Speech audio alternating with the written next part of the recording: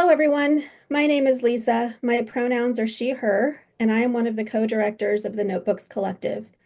Founded in 2021, we are a virtual literary art space focused on community, connection, and continued learning. Our next In Conversation will be May 20th, 2025 at 7:30 p.m. with poets Richard Hoffman and January Gill O'Neill, and a class with poet Pauletta Hansel titled Responding to Poetry, Giving and Receiving Helpful Feedback will be on May 12th, and registration is open for both. Please check our website at thenotebookscollective.com to see all the details as well as information about events later this spring. The Notebooks Collective believes that Black Lives Matter and acknowledges that as a virtual organization, our offices are on the lands of the Kickapoo, Nipmunk, Agawam, Massachusetts, and Pawtucket tribes. Native peoples across the world continue to preserve and celebrate their cultures, and we encourage you to support Native writers and artists. As we do this land acknowledgement, we want to recognize those who are suffering from conquest and from terror. Our thoughts are with them. We know that these are extremely stressful times, and we are so grateful that you have joined us tonight to celebrate community. I now welcome Rebecca to introduce our speakers. Hello, everyone. My name is Rebecca, pronouns she, her, and like Lisa said, I'm the other half of the Notebooks Collective, and it's my honor to introduce our guest tonight. Happy Earth Day. The first Earth Day was 55 years ago in 1970. Today, I am thinking about lifetimes of activism and strength in sharing that burden and how writing expands our empathy to creatures who have no voice. I participated in the 20th anniversary of Earth Day on the Mall in Washington, D.C.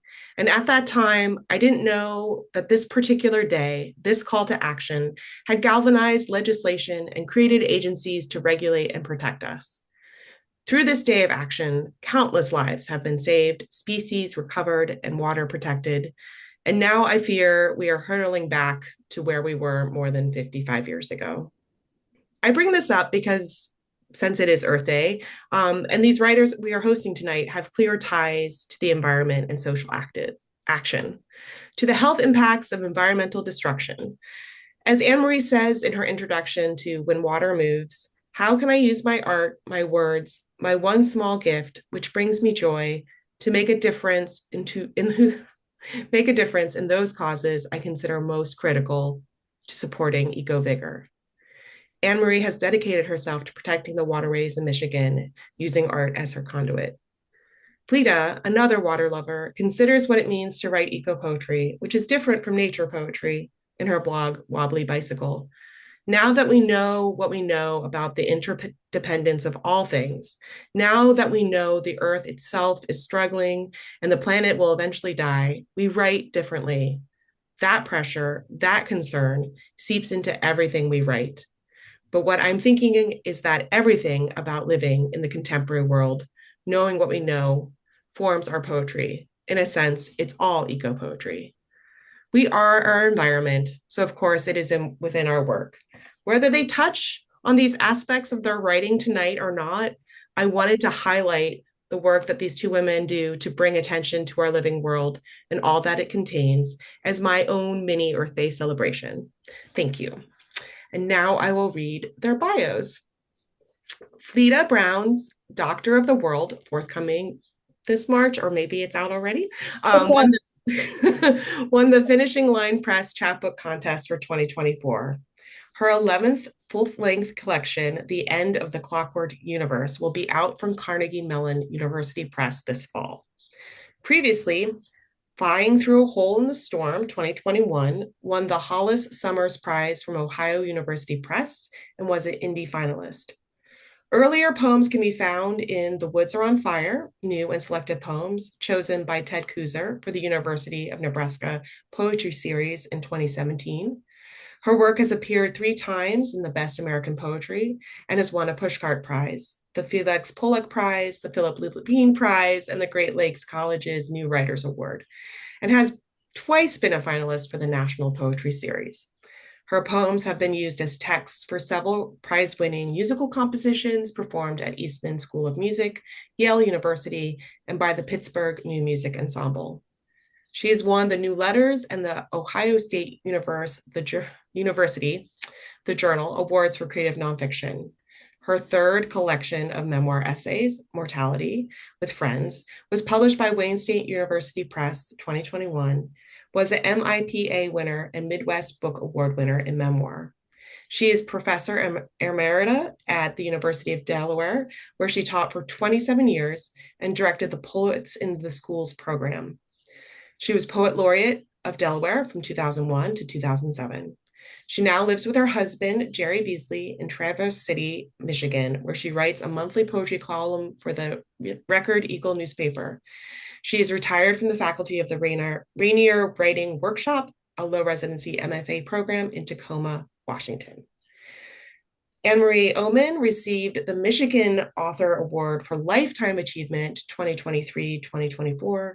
As Long as I Know You, the Mom book won AWP's Sue William Silverman Nonfiction Award from the University of Georgia Press, Michigan Notable Book Award, and a Silver IPPY Award.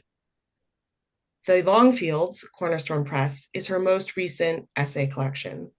Love, Sex, and 4-H, Next Generation Indie Award for Memoir, Pulling Down the Barn, and House of Fields, Michigan Notable Books, all focus on rural Michigan culture. She wrote Uncoded Women poetry and co-wrote the award-winning The Lake Michigan Mermaid and Lake Huron Mermaid with poet Linda Nemec Foster. She also edited Elemental, a collection of Michigan nonfiction. She's written 7 plays, including award-winning Northern Bells, inspired by oral histories of women farmers, and Secrets of Luchitalk Tavern, winner of the CTAM contest. She is founding editor of Dunes Review, former president and current board member of Michigan Writers, and serves as an instructor at Interlochen College of Creative Arts.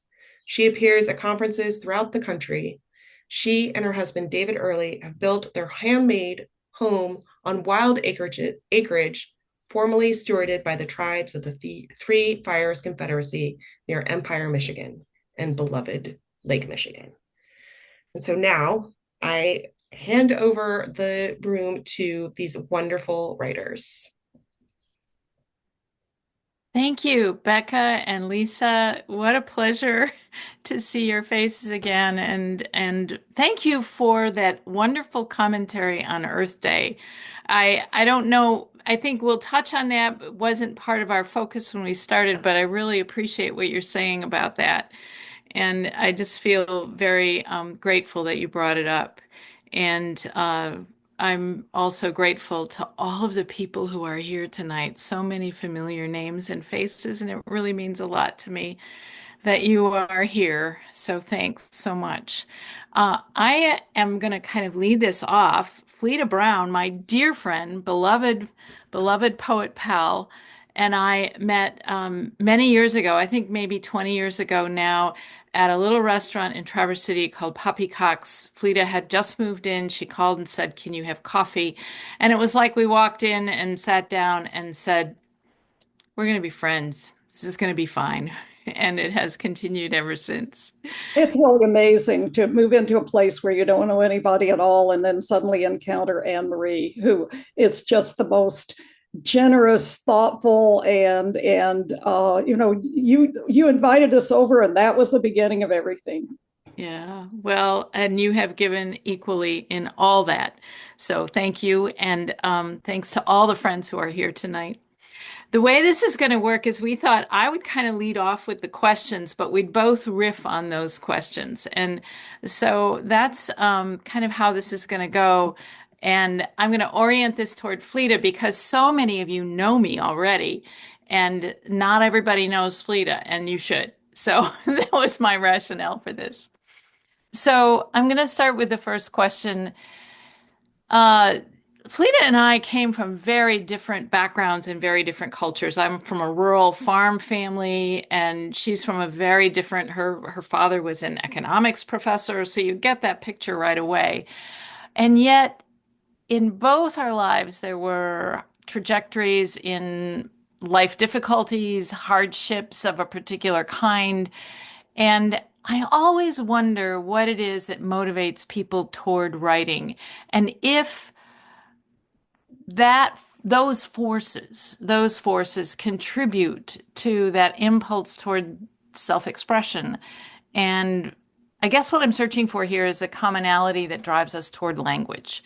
And if those childhood forces, I'm curious about this, if those childhood forces or the culture of our youths or led or pushed us in those directions. So, Fleda, why don't you start off as a way of also, talking about that, but introducing sort of helping people get to know Yeah, you. yeah. Well, I grew up in a family where there were lots and lots of words. I have to say, almost all of them came from my father, but there they were anyway. And I think there's so much of this that may be hereditary, or maybe we just kind of.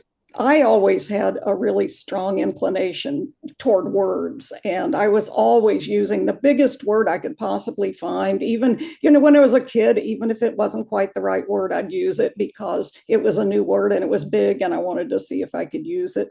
And so there was my father reciting poems every chance he got, and they were the poems of his generation. But actually, that was probably really, really good, because they were poems that were easy to relate to. They weren't complicated at all, and so I don't know. I think there's another thing, and this is deeper and probably more psychological, that because he sort of talked over everyone, I needed sort of a subversive way to be. And the subversive way to be was to write poems that were not poems that he would necessarily relate to. There was nothing anti-father about him. It's just that I didn't think he would relate to those, and I think that was really a strong influence for me, a strong motivation for me to write stuff that would be my own. That's what I want to say, rather than his. It was my own. My mother wasn't much of a talker, so that's sort of what I have to say about that, I think. Yeah, I think the parallels are work this way, where you had a father who recited poetry. My family were deeply invested in, of course, because they were devout Catholic, in scripture and biblical readings, but they also, two of the books that were in my childhood that I now kind of shudder to think about were the Grimm's and Andersen's fairy tales, which actually were read to me at a very young age. And I often think about that as my sensibility about reality being always on the edge of fantasy, or reality on the edge of something that isn't real, is abstract, is part of where that comes from. And of course, scripture gives you a rhythm that is not necessarily poetry in its pure form, but it's very much the images and the metaphors and the similes that stayed with me. Mighty as the sword and all of that were part of my thinking. So I think that those forces were really in play to push me toward that imaginative moment, or those imaginative moments. Yeah. Sorry, you and I were both Midwesterners, no matter what. Even though I spent a great deal of time on the East Coast, my roots are Midwestern, and then also my roots were in certain aspect religious. So I had the church for many years, and so there's that. I think both of us have those same we've pulled from the church a great deal of, there's so many good writers who've started there. It's Hmm. really a strong, strong influence. The language is. Yeah, even if you didn't maintain the spirituality, which many of us didn't, those influences, I think, of rhythm and breath, the breath of hymns, all the way back to Emily Dickinson, I think those influences play, and that sense of something being praiseworthy. I think that's also part of that whole knot of even if you didn't maintain that spirituality, that idea of something needed praise was a powerful also motive, I think, for me. Which kind of leads me to the next question I'm thinking about, and I'm curious about. This is kind of a sequential question in that I'm wondering what it is that leads us from that impulse toward writing, like always being a scribbler, always wanting, or you always being aware of poetry in your background. And then what is the launch point? And I think it's interesting for people to think about this for all of us, not just you and me, but for listeners out there. What is it that finally kicks it off? And when you listen to stories about this, sometimes it's a specific event, sometimes it's a moment, sometimes it's a publication that came unexpectedly, but there's a moment where you suddenly transcend into this, I really want this. Not just I'm playing at it anymore, but I really want this. And for me, that was when my divorce, which came in my 30s, came and I had to sort of reassess everything. And I went out and I bought what was then called a video writer, which is like a little box that was basically a word processor without any extra memory or anything, and everything was on a floppy disk, and you put it in and it came up, and that was what pivoted me into being able to be serious. But I'm wondering if you can point to things in that way, I was Fleda. probably serious back when I was in the second or third grade, and I came home and set up a little desk and a little chair and tried to teach my little sister uh, everything I was learning every day. But besides that, I mean, seriously, later, when I was in college, I suppose the first things were that I had some success. I think that's where it always starts. Something happens. Like I was an undergraduate and I took an undergraduate writing course, and which was the only one that was offered at all at the whole university.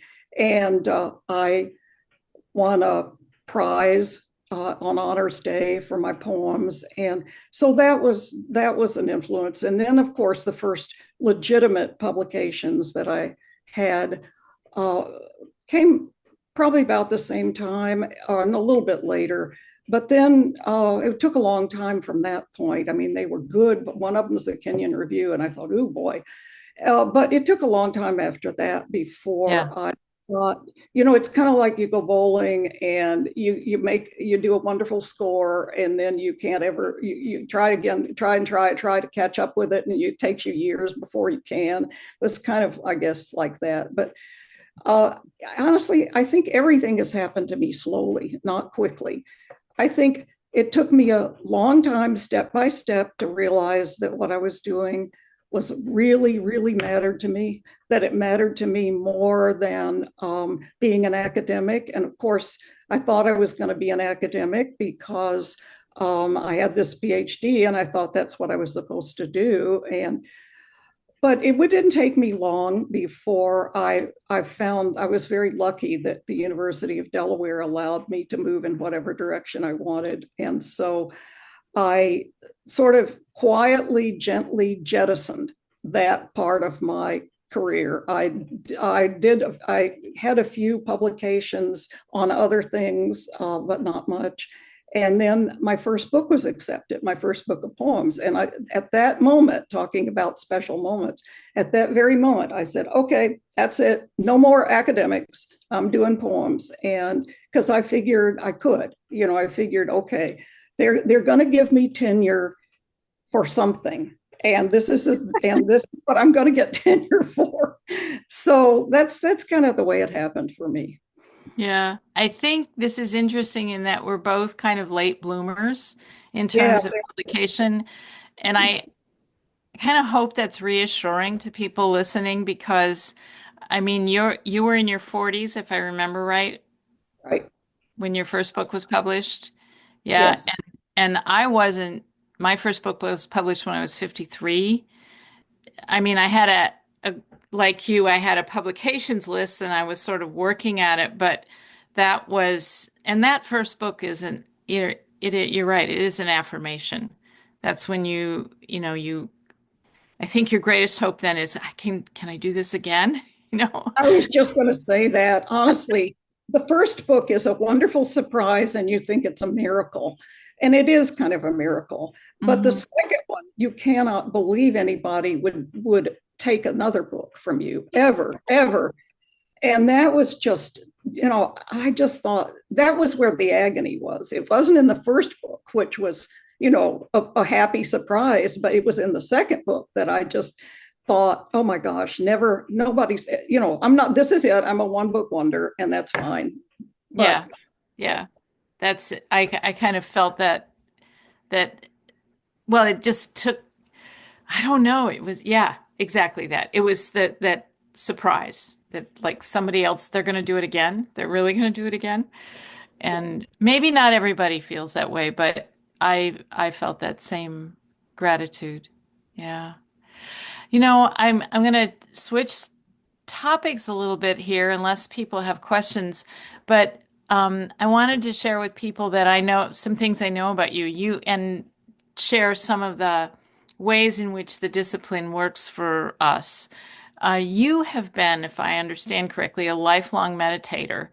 And I've often wondered how that influences your writing. And I know you can't say like what you would have written if you didn't have a meditation practice, but I'm wondering if you can talk about how that influences your style or themes, or what it does in terms of your work and your thinking. well, I knew you were going to ask me that. And so I tried to come up with an answer. Um, I started meditating because the sort of same reason most people do, which is life is too much. I just can't handle this. And so I'm going to sit on a cushion and maybe I'll get somehow things will get better. And so um, that's probably how it started. But in the meantime, in the 35 years or however long it's been, I've studied Buddhism quite extensively. And so, and I, I understand it enough so that I feel absolutely enmeshed in it. And so everything I write shows up in some way. I mean, there's Buddhist thought everywhere in everything I write. And then besides that, I think just the the focus maybe I hope maybe the focus is a little stronger from all that sitting on a cushion. Mhm. I don't know, but certainly it's super important to my life. Yeah. Yeah. Yeah. And I can, we were talking about that and what there is, if this is not the discipline, then there are lots of other kinds of disciplines. And you were talking about walking, and you want to say some more about that? well, sure. I find that, especially, this is going to sound strange, but especially as I grow older, that I can't maintain the concentration that I once did at the desk. And I have to have more breaks. My body needs, I can't do those 4, 6, 8 hour days that I once did. And I see a couple people nodding. I think that's consistent.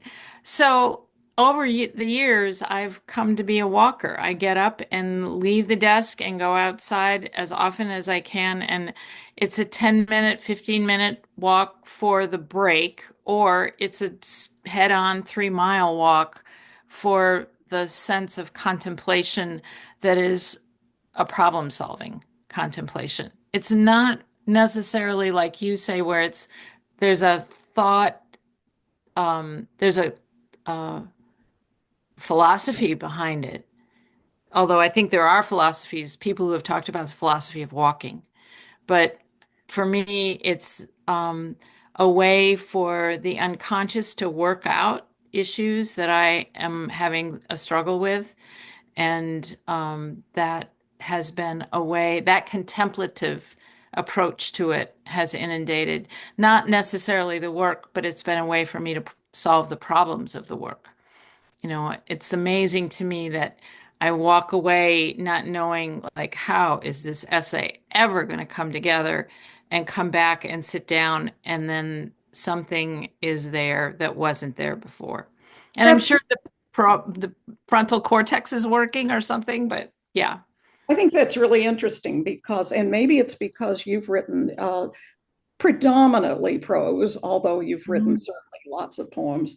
And you have your first book was poetry. Wasn't that your first book? No, it was actually the third book, but yes, yeah. Yeah. Anyway, so I'm thinking there's I can't get there that way. I get there by sitting at, and I have to just sit in front of the computer or whatever. And I use a computer all the time now because I've got arthritis in my hand and it doesn't like to write very much. So I get there only by sitting with the words. I cannot, maybe, there I am going walking, and maybe some things are happening while I'm walking, and you're probably just being more astute to what's happening while you're walking. But I get most of it from sitting in front of the computer. Yeah, I think sometimes it's just staying with it. So, yeah, I get that. This next question I think is kind of a transition because I think we've all been in this place where this is such a dreadful time right now. I think most of us are acknowledging that in one way or another. And the literary culture is really taking a beating. The publishers are going under, presses don't offer a lot of support. We're lucky if we can find them. Sales are down for books everywhere except the bestsellers. Marketing is a nightmare. It's almost a satire into itself. And I guess the politics are pointing us in directions that no one wants to go. So you have been writing for 60 plus years. I've been writing for 40 plus. Lots of books of poetry, lots of collections of essays in there, and you're still at it. What do you think are the elements of inspiration that keep people going, keep writers going, keep you going, keep us going? What is it that we are turning to now that actually does keep us going and keeps us going back to the pages? Well, it seems like every day is a new day.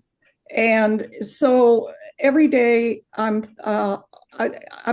try to write something every single day. And sometimes it's a little, sometimes it's a lot, but everything's changing all the time. And so whatever I put down today is, maybe you could say it's kind of a revision of what I would have said yesterday, or maybe it just feels like I'm always in the process. It's always process. I'm trying to get something down that works for me right now. And eventually, I certainly hope it's going to work for other people. But the first thing is I need to get it down and see what's going on here, whatever. Yeah. I really appreciate what you're saying about process because I think when I first started really grappling with process, I was uncomfortable with it.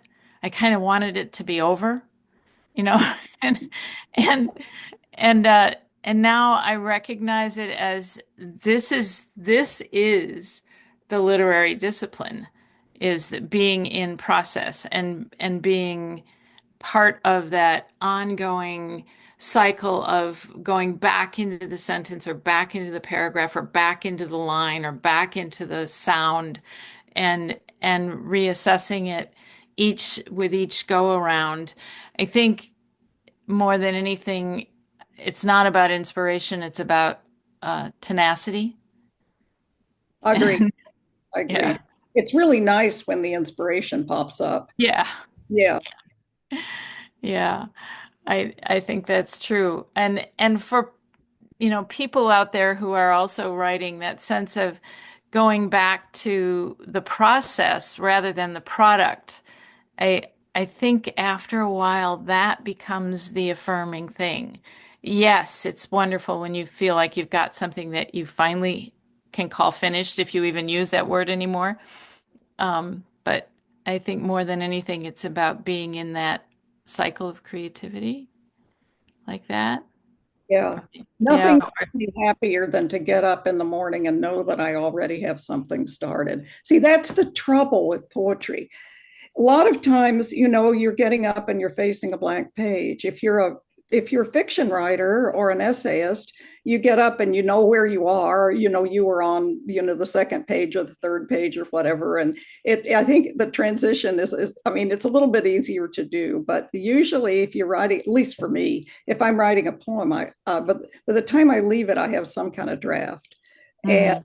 that means that the next day I'm starting kind of over with it. And so I think, I don't know, I'm just complaining uh, because it's darn hard and I never know what's going to happen next. Yeah. Yeah, Yeah, that is right. It just you have to love those breakthrough moments or yeah, to keep at it, right? When I first read your poems, the very that first I think the first book was Fishing with Blood, and I saw that like my prose, my memoir, you were writing about the family, and I think that's pretty typical for first books or early books because to me that's the stuff that we need to understand first. So that becomes understanding, it becomes part of the process of making the art. And it's also the clay that's the closest. Um, but I was wondering if you would read a couple or maybe a poem about maybe from your one of your early books, maybe about your brother, and talk about the impulse to write about family a little bit, what it means to write close to home. sure. It just feels like I've been writing family forever. Only it changes all the time. As I said before, it's never quite the same thing.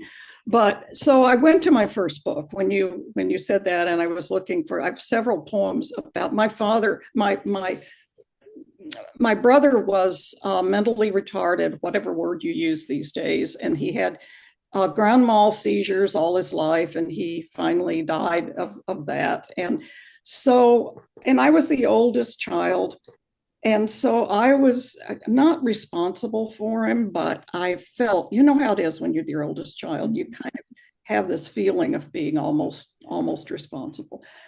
This is from my first book, to Mark, my retarded brother who lived 20 years and learned to speak 300 words. Nobody has any business but me to tell how you came home. A white ball up pitted concrete steps, home to our grandmother's swirled carpet. Knitted bundle, you wailed clues of that soft, rotten, that misconnection, that sever, that spasm that broke your mother's heart into blank starts. You drug your feet, child. Across the wood floor, your twirling walker, the rattling dance lurched down 14 steps. You were never lucky. Your spilled blood flowed like menses, expected rupture, bombardment of corners, ridges, juts. The record player sat on the chest by the window, blood, spit, and tears, where you plied that delicate spinning with your scratched hands. Getting to know you and Deborah Carr on the vowels, one long happy drool. Hollyhock ladies on the sill I lined up for you. With a towel, I held that white head that smashed into the blank floor and everything I think I could ever know. You grew to be a crane, your head bobbling on the tops of your friends who took you to play with perfect aplomb. Little citizens already in the grass, they calculated games you could not wreck. I was the one who ran barefoot, terror light, to grab you loping onto Garland Street, laughing. I could have bashed in your head, unsubtle brother, smiling outline, angel face, pushing to break with rudiments. The best word for you is unused. So your ankles drew up solemnly, wrists in, the spasm locked. When I came to you in your sterile steel circus, the last clowns had gone home. Malicious beard raked your face. On your head, practical blonde hair raised at short attention. You seemed so heavy you would never float away. Then you sank into your coffin in flannel pajamas, the warmest bed you ever felt. So Wow, Fleda. the kind of thing that drives poetry and that drove me, I just had all of this difficulty, and I had my family was a mess, which often is the case, I guess, if you have a child that's damaged. But other than that, it was a mess. And I think that a poem like this is my way of catching hold of it and making it have more meaning. I think that might be it.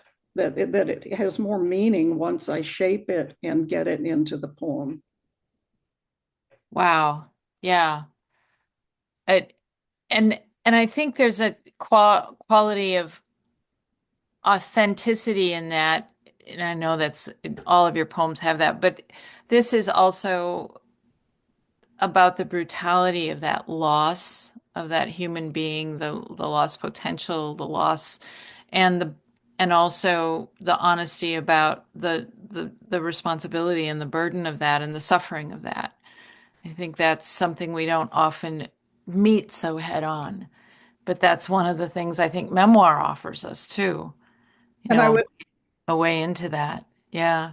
was thinking about your your early books about your childhood and the farm and the barn.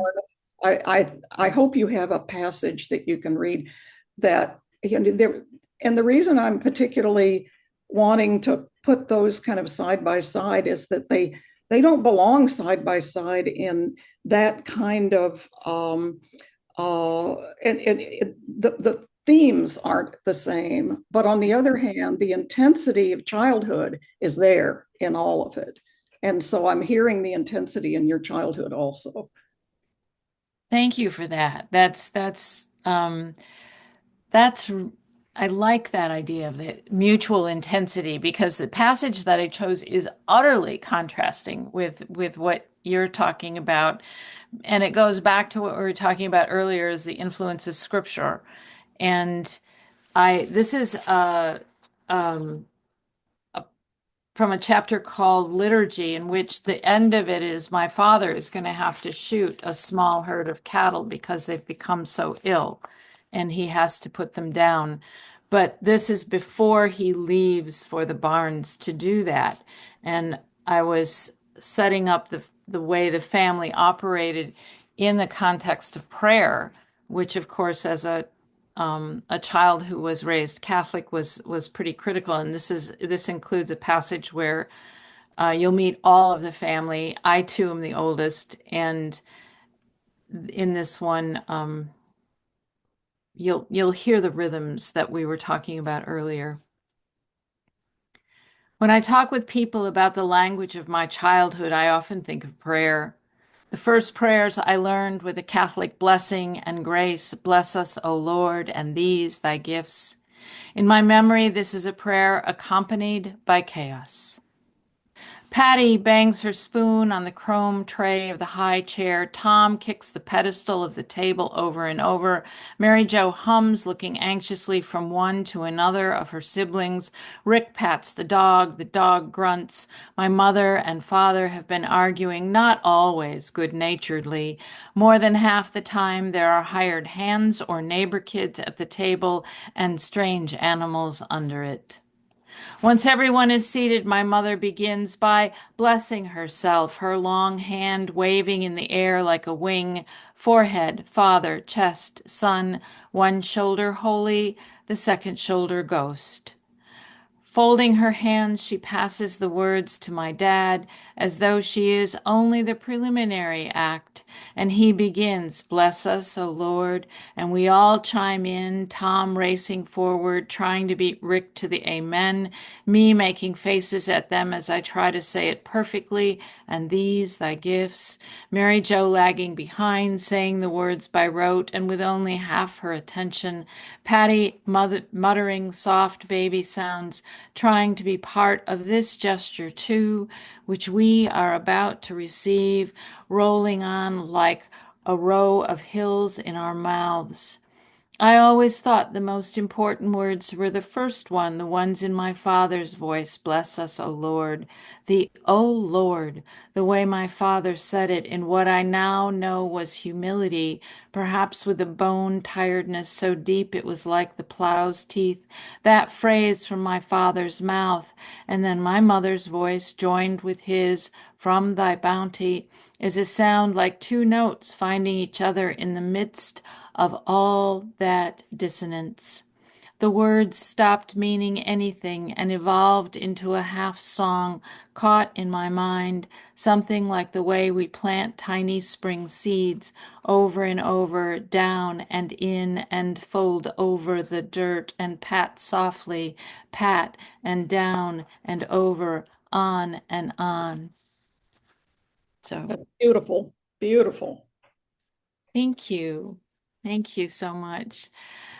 You know, I think we're both trying to reach for that thing that frames the moment, the bigger thought. And I think that's one thing that makes your poems so consistently interesting. At the same time, they're really grounded in the real, and you have this clear-eyed love of the natural world, and yet you're always in the real world, as we saw with the brother poem.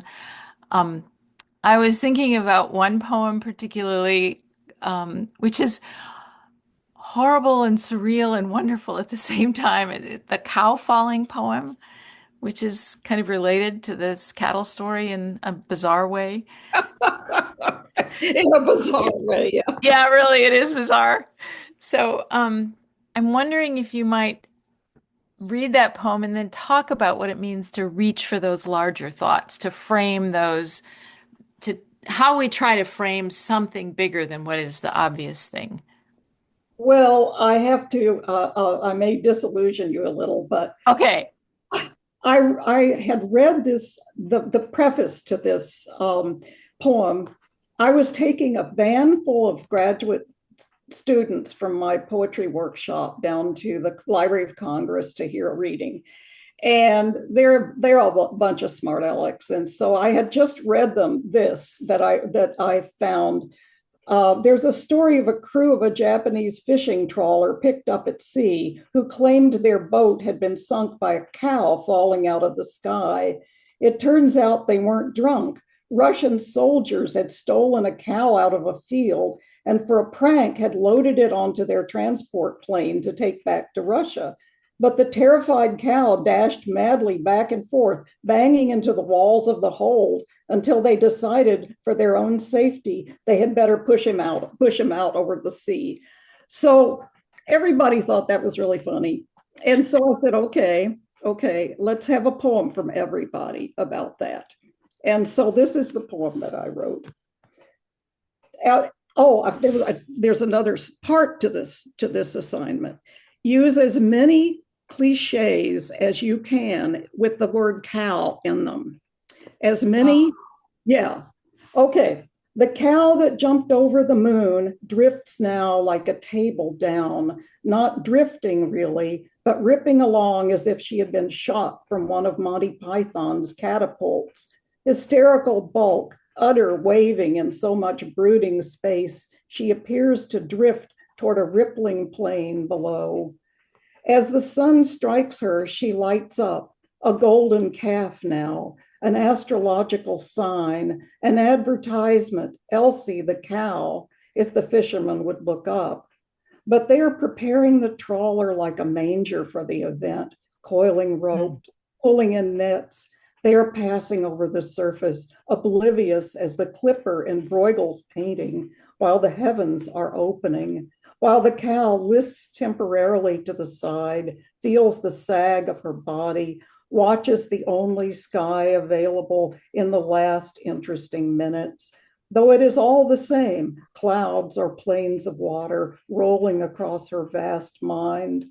Now she herself is rolling for no reason back to her feet above the widening black craft where the Japanese fishermen are hauling the last net in, laughing in their small brotherhood of hunger and smells.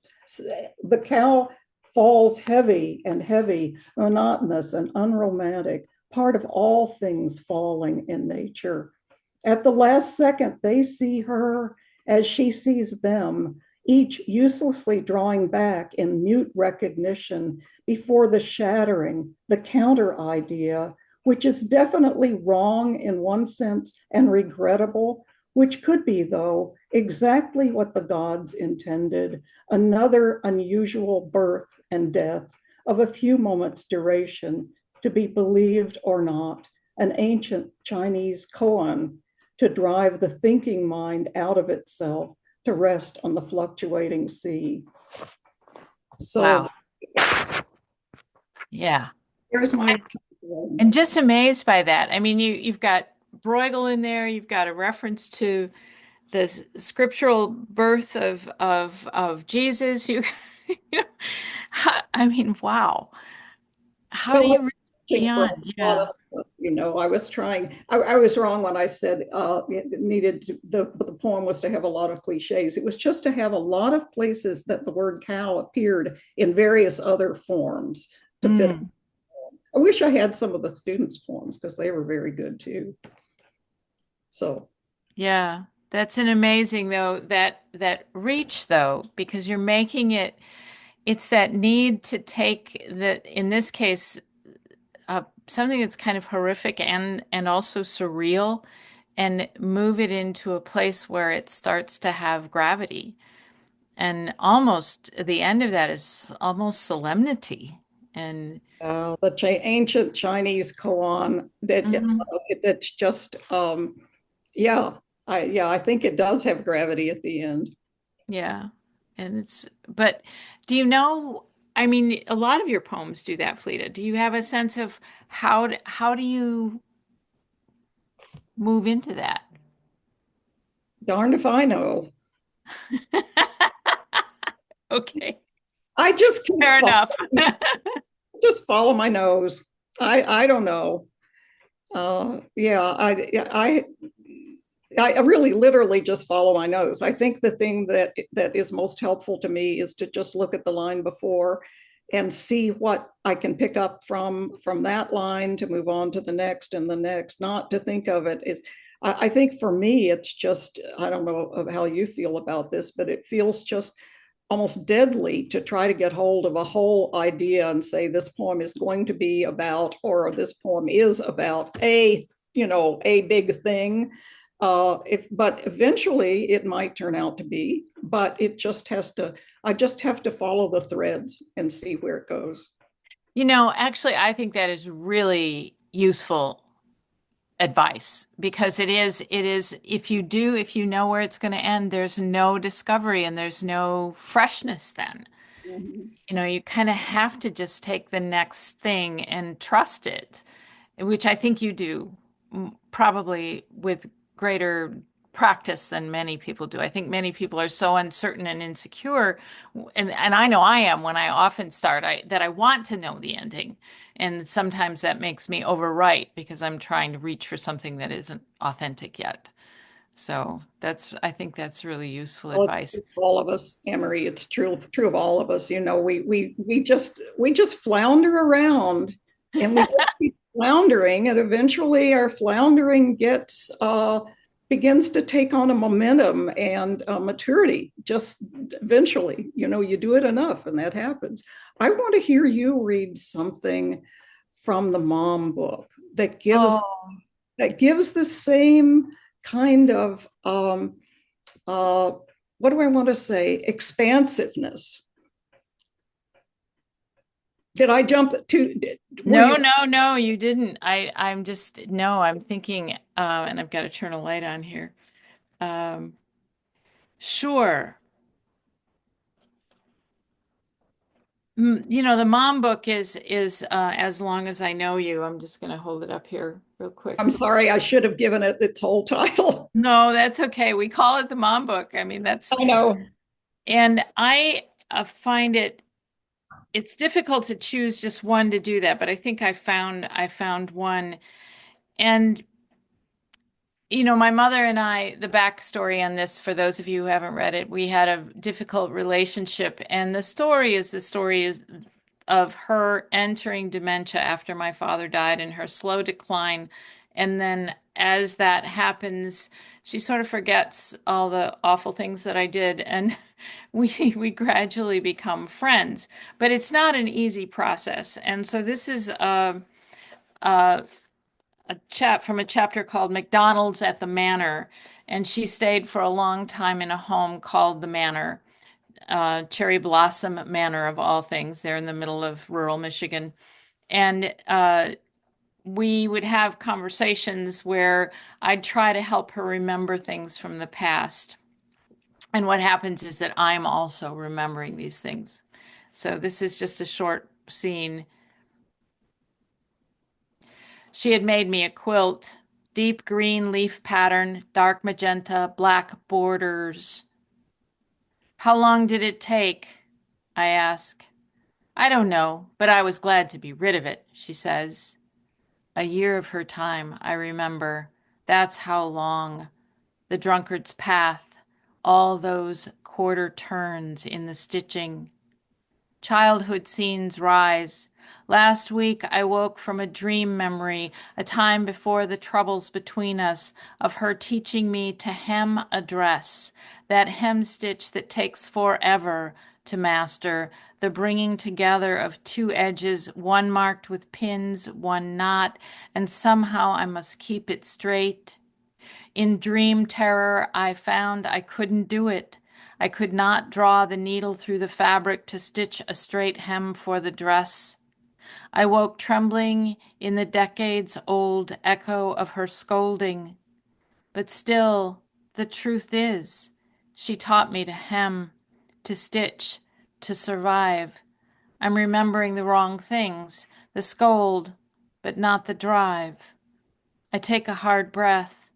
I'm tired of the lift, lean, and slide of us.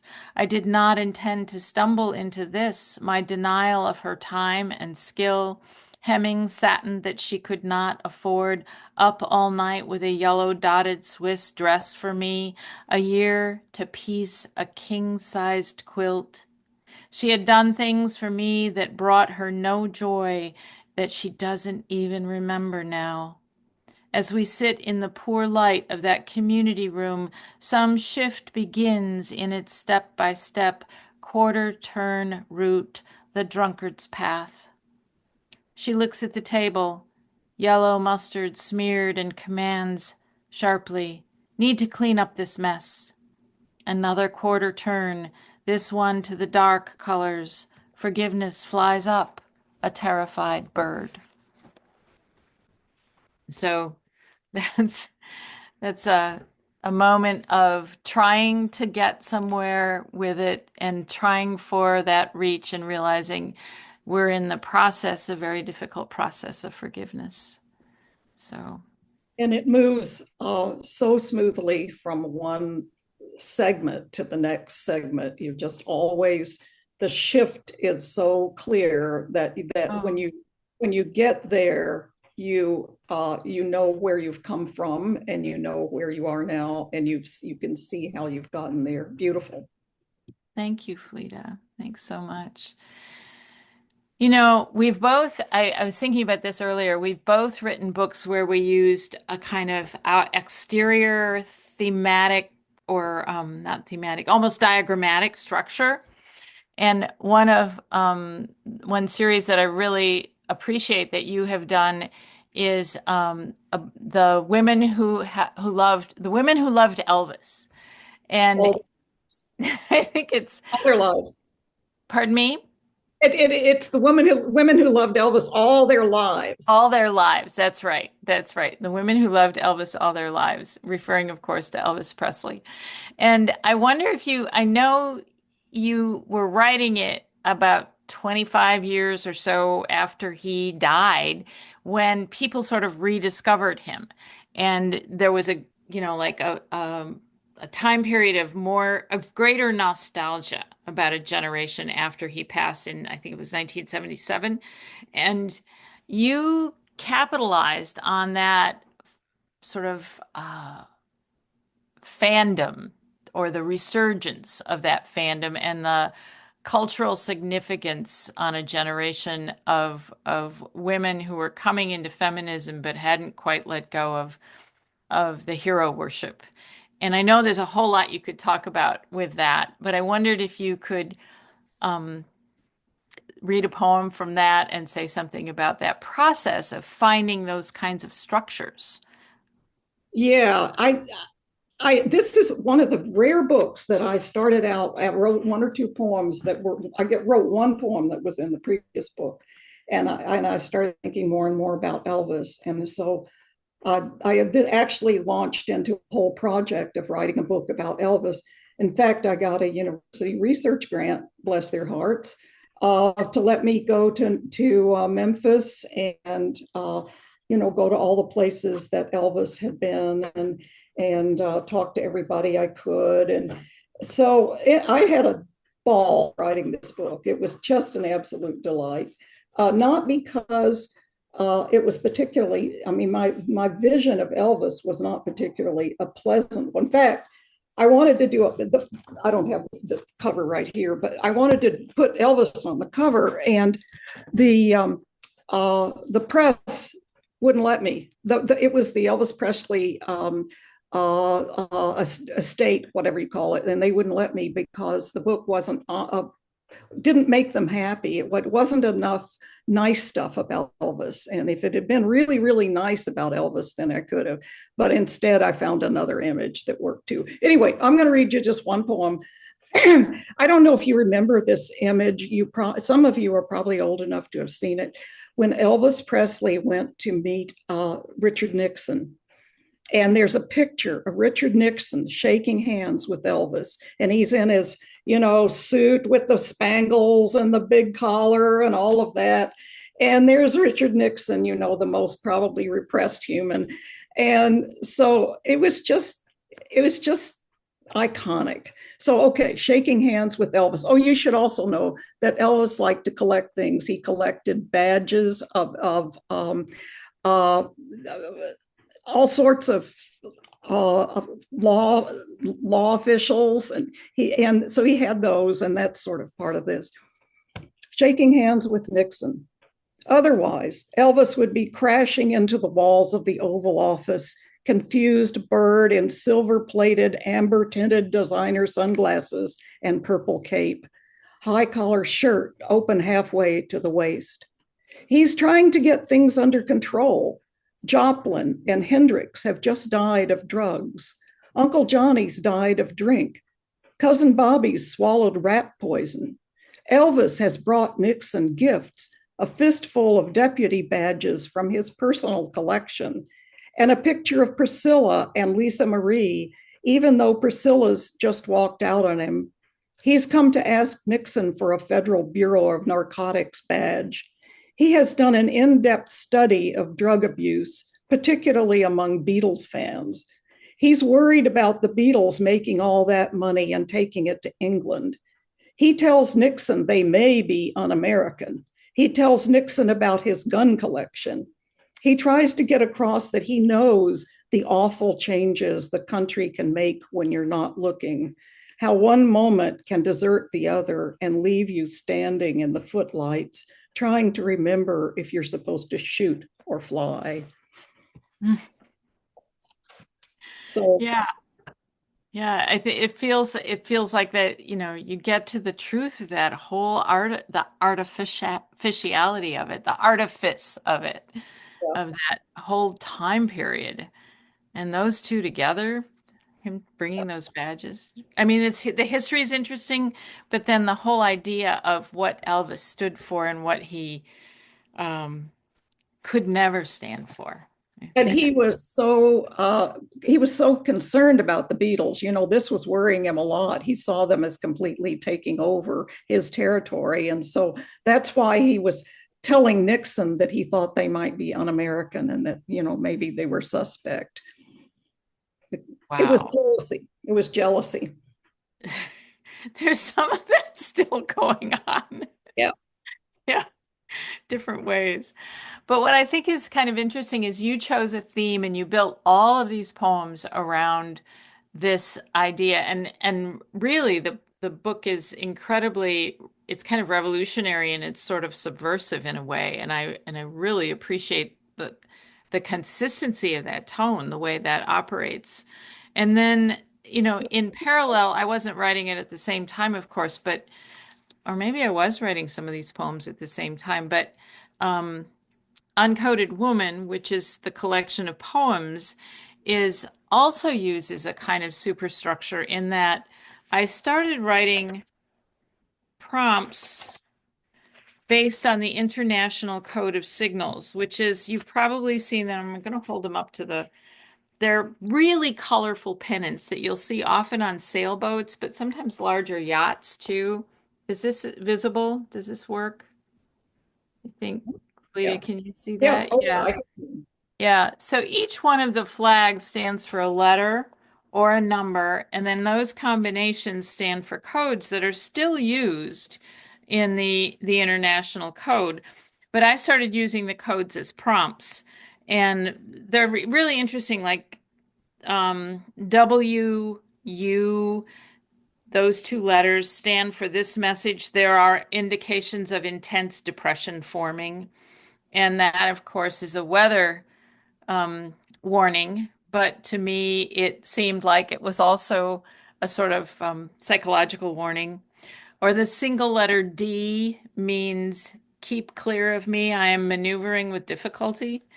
So I began to use those as prompts, and over time, a character, a voice began to speak who was not me, who was a young woman who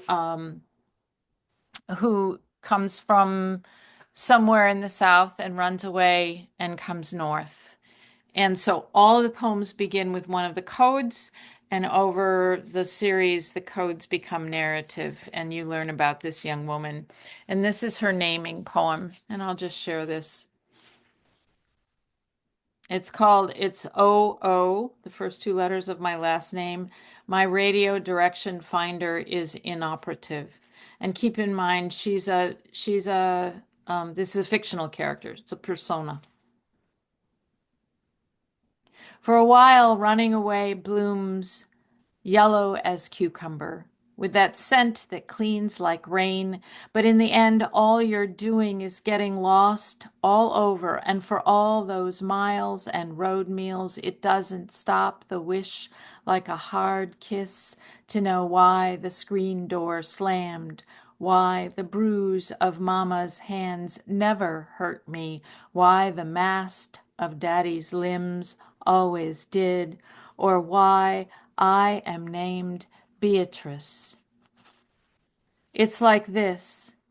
Just when I think memory is tucked into some shotgun with the safety on, that delicate odor of cucumber goes tacking on the wind.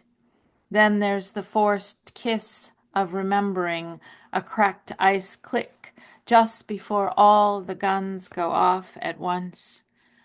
For short, they call me bead, a thing so small it should be forgotten. So that's the naming poem.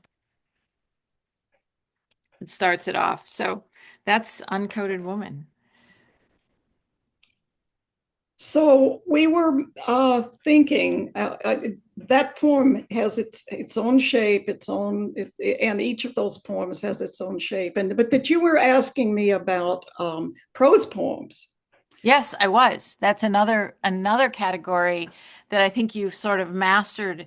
And I was wondering if you could talk just a little bit, and we can riff on this a little bit. I've tried a few of them, but I'm not as successful in those as I am, just writing an essay, which is often I write a prose poem to get myself started on an essay or what I think is a prose poem. But you have really figured it out. And I wondered if you could talk about what that form offers that is an opportunity that maybe you don't find, or what it gives you that other kinds of poems don't. That's a really good question. A lot of people think, no, it doesn't offer you anything, that it's not worth doing and it doesn't have anything to do with poems. But it's an old form, actually.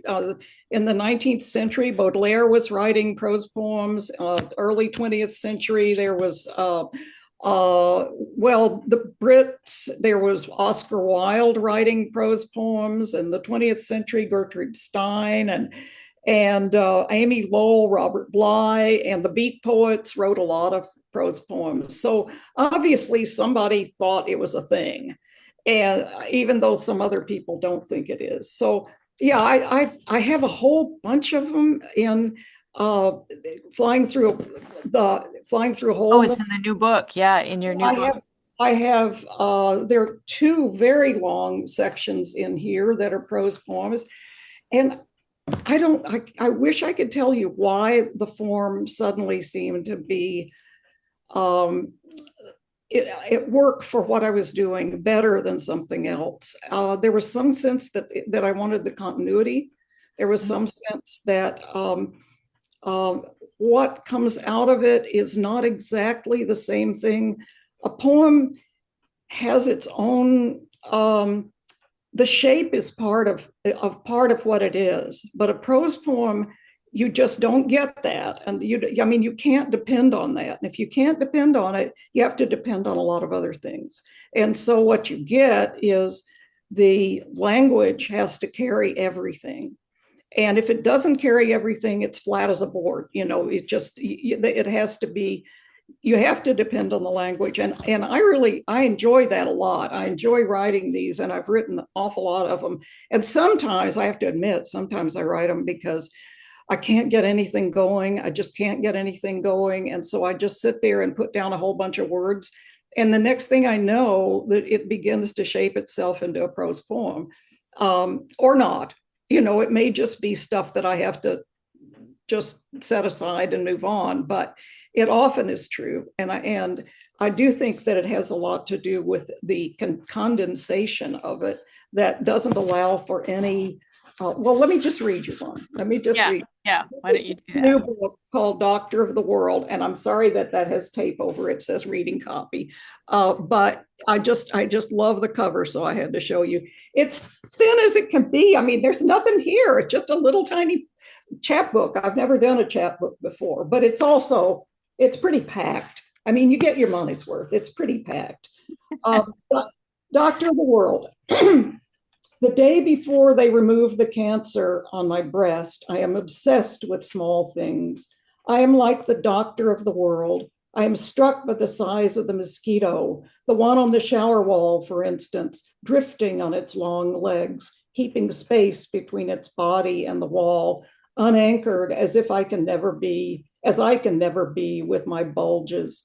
There are these creatures on the margins, delicate as needles.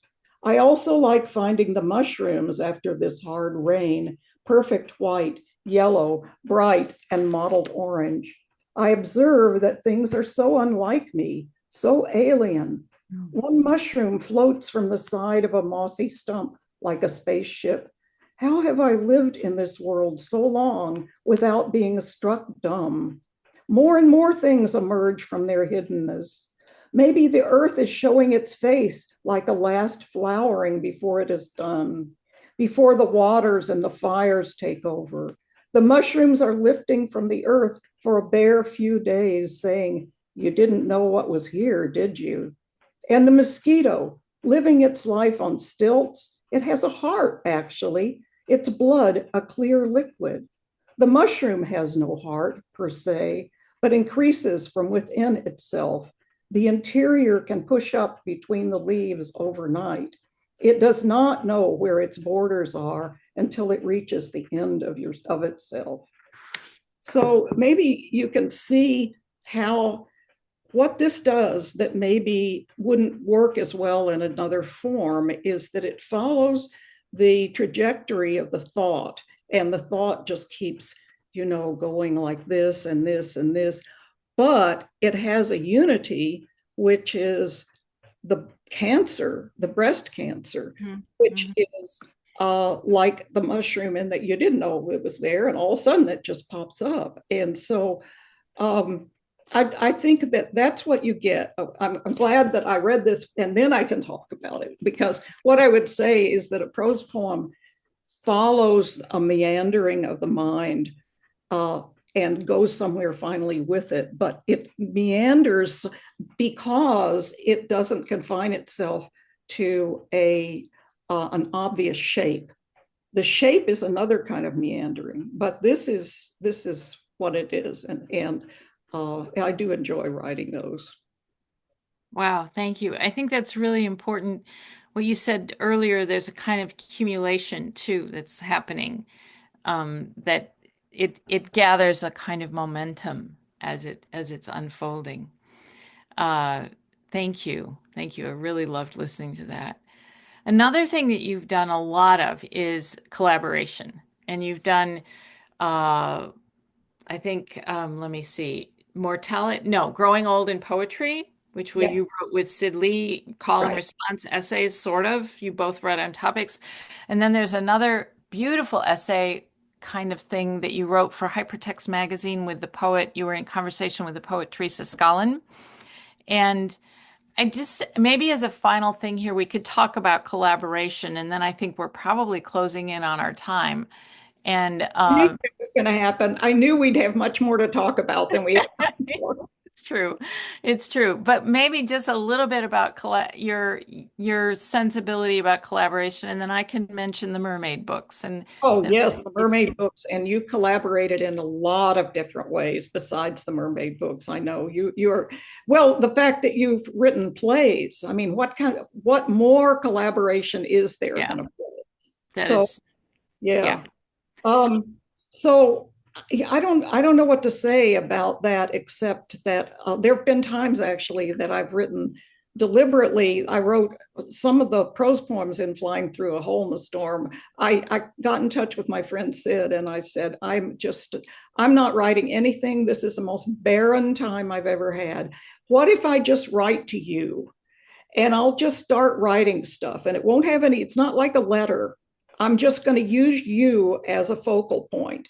I'm just going to say, dear Sid, and then just write any old thing because it gave me a human person and it really drove me forward. And I found that true. And my guess is you probably feel the same way that having another person there can just make all the difference. It can drive you forward. It can help change the shape of what you're doing because the other person is there to respond to or bounce off of, however. And so I can't. I'm too. I wouldn't write a whole lot of things that way, but I certainly have enjoyed the things that I have done. Yeah, I think um, what you're getting at that I really appreciate is that idea of a singular audience, Yeah. which is what we kind of, Linda, my partner, Linda Nemec Foster, and I kind of invented for the mermaid books. I'm going to hold them up. They're little fables. They're beautiful little fables and beautifully illustrated by Meredith Riddle.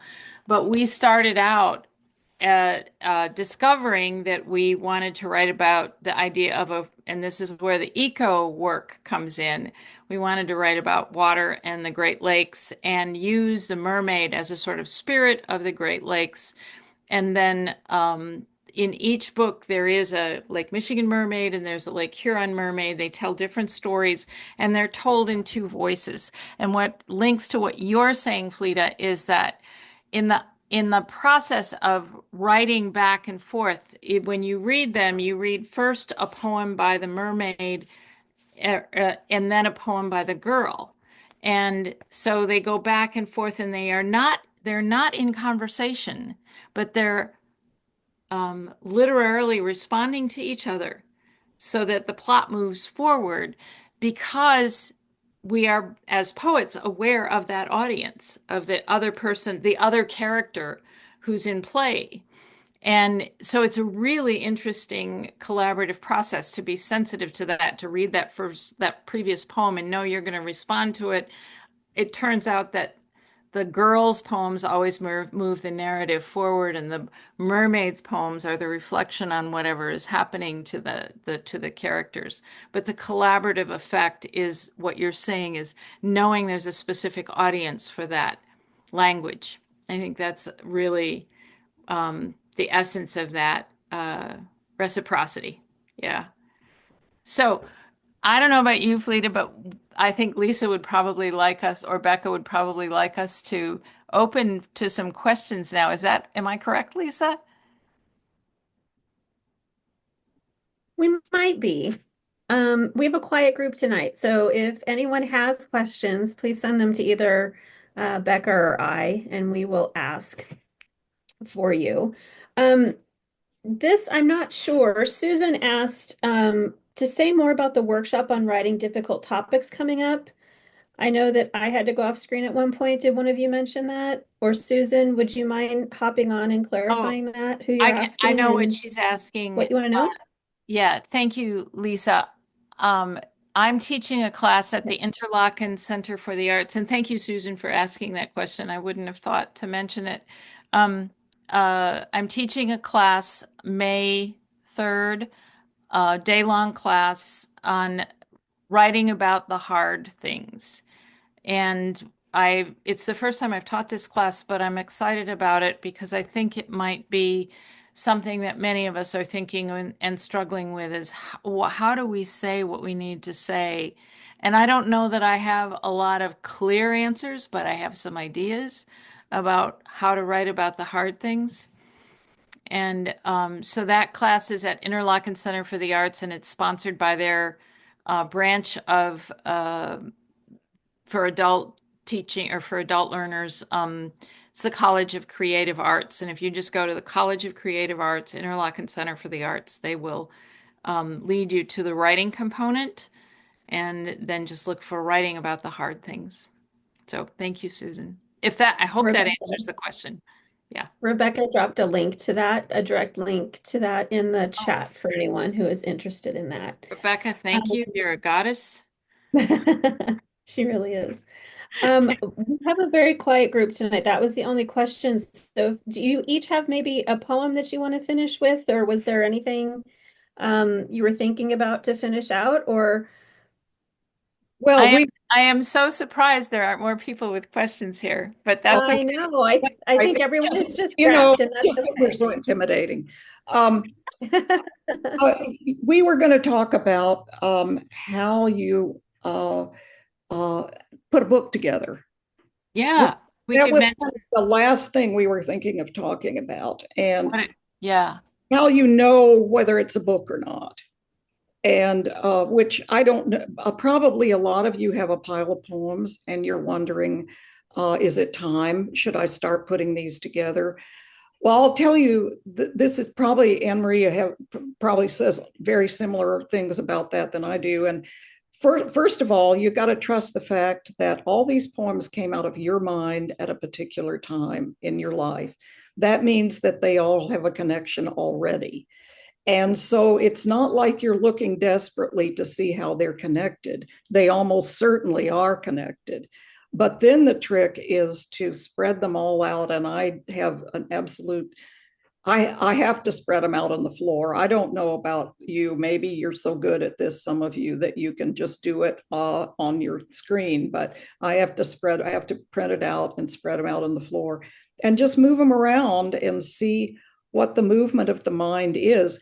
And it may be that poems that you thought weren't all that great actually do fulfill a purpose in the whole thing. But of course, I would say, be sure that when you finish you have it together, that you've only included your best work. But on the other hand, sometimes you may not be sure what your best. I was thinking of my first book that when it came back from, it was Purdue University Press. When it came back from the press, they wanted it, and they then sent me the letters from the readers, and the readers said one group picked out some poems that they thought didn't work, and I mean one person did, and then another person picked out poems that she thought didn't work, and there was no connection whatsoever.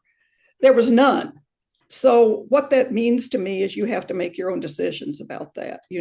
What you think is good isn't necessarily may not strike somebody else that way. So anyway, I'll quit talking about that. So Anne Marie, what do you have to say about that? Well, I think I really appreciate what you said about, you keep writing and maybe you begin to collect some publications, but then there comes a time when you have a body of work and you know that it's getting close.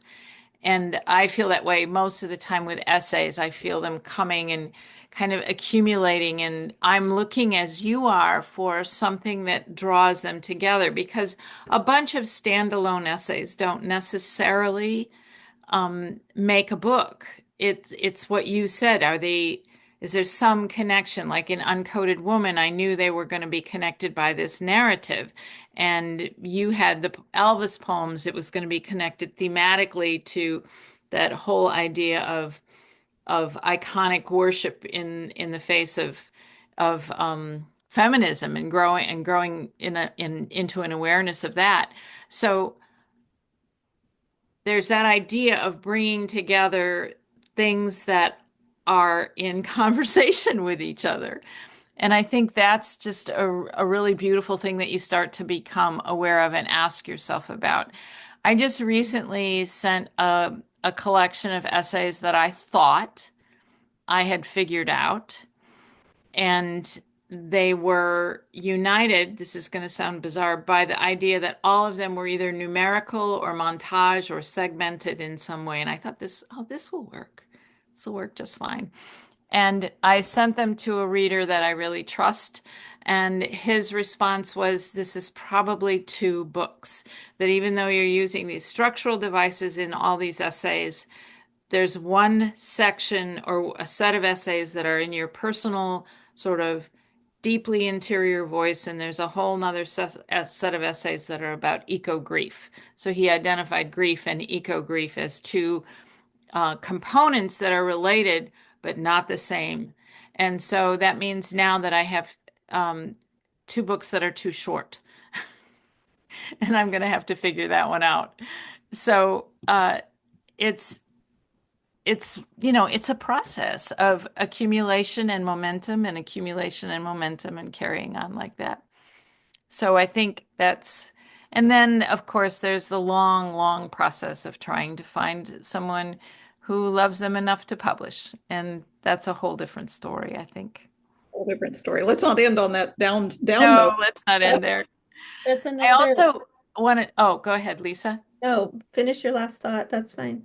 Well, one of our final conversation moments that we were really thinking about was talking about in this time what it means to write, to be a writer. You know, uh, we all want to be writers that say something about our times, and it seems like, why are we writing poetry or trying to write these beautiful lyric essays right now when so much is at stake, and the things are so big in terms of what's at stake. And we were just wondering if people wanted to talk about a little bit about the obligation of art to its times. I think that might be an incredible, we put together some community hours sometimes about supporting other creatives and supporting each other as we're working through all of this. And that might be something that would be a great focus for one night. So if anyone is interested in talking about that, we would love if you would just shoot us an email or tag us on social media and tell us that so that we can get that scheduled. Because I think that would be great. I But in the do too. meantime, I think yeah, that's really important. What is our obligation as writers in these times? Because yeah, you can talk about these strategies and these beautiful things that have happened for a long time, but if it doesn't help us move that, Zvinia Arlovsky talks about moving the needle one iota of one iota, and right. I think that that's where we are now. We have to try and do that to some Thank degree. you for Anything we ever write these days doesn't contain that whatever it is that we need. I mean, I haven't written a poem in a year that doesn't have something in it that is driven by my despair and worry and so on about. And right. I don't mean sad poems necessarily. I just mean Sure. it's driven there. And so I don't feel that I'm trying to do anything, no matter what I'm writing about. There it is, right in my face. Right. Right. Thank you for saying all of that out loud. I think sometimes it's hard to articulate, and hearing someone else say it um, helps other people say it, I think. But we've gotten to the end of our time, and we want to thank Fleda and Anne Marie for their time and for the conversation and insights that they shared tonight. Becca and I are so grateful for time like this that we spend together. If you enjoyed this event, we really hope that you will follow the Notebooks Collective on our social media accounts. I saw that Becca dropped them into the chat just a little while ago. And please sign up for our newsletter if you haven't already. The newsletter is really how we share about new and upcoming programs and friends. We have so many amazing programs this year. We keep pinching ourselves that we get to have these programs, but there are a lot of them that you don't want to miss. So you can go to thenotebookscollective.com. There's an events page. Not everything is listed yet. We try to keep them rolling so they don't get overwhelming, but there are some graphics on social where you can see who else is coming up until literally the end of the year.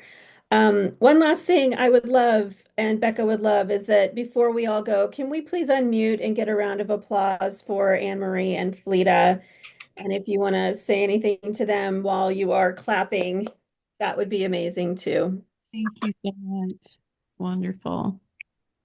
Thank you so much for coming this evening, and we hope to see you again really soon. Have a wonderful night.